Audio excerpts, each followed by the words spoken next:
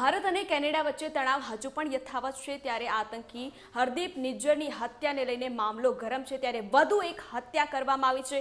કોની હત્યા થઈ છે, શું છે મામલો, જોઈએ આ અહેવાલમાં। ભારત અને કેનેડા વચ્ચેના સંબંધોમાં ખટાશ વધતી જઈ રહી છે। ભારતની આતંકવાદ મુદ્દે ઝીરો ટોલરન્સની નીતિ રહી છે ત્યારે આ તમામ વચ્ચે જ એ કેટેગરીના ગેંગસ્ટર સુખદુલસિંહ ગિલ ઉર્ફ સુખા દુનાકેની હત્યા કરાઈ છે। પ્રાથમિક માહિતી મુજબ સુખા દુનાકેને કેનેડાના વિનીપેગમાં ગોળી મારવામાં આવી, જ્યાં તેનું ઘટના સ્થળે જ મોત નીપજ્યું।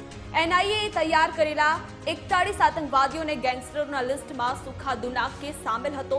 કેનેડામાં ખાલિસ્તાની નિજ્જરની હત્યા બાદ આ બીજી સૌથી મોટી ઘટના છે। એનઆઈએના લિસ્ટમાં કોણ કોણ? ગોલ્ડી બરાડ, અનમોલ બિશ્નોઈ, અર્શદીપ સિંહ દિલ, દરમન સિંહ, લખબીર સિંહ, દિનેશ શર્મા ગાંધી, નીરડ પંડિત, ગુરપિંદર, સુખદુલ, ગૌરવ પાટિયાલ, દલેર સિંહ।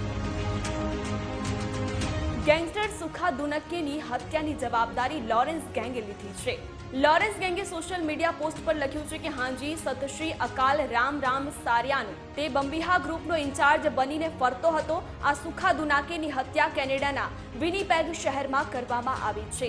લોરેન્સ બિશ્નોઈ ગ્રુપ તેની જવાબદારી લે છે। હેરોઇનના એડિક્ટ નશેડીએ માત્ર પોતાના નશાને સંતોષવા માટે ઘણા ઘરો બરબાદ કર્યા હતા।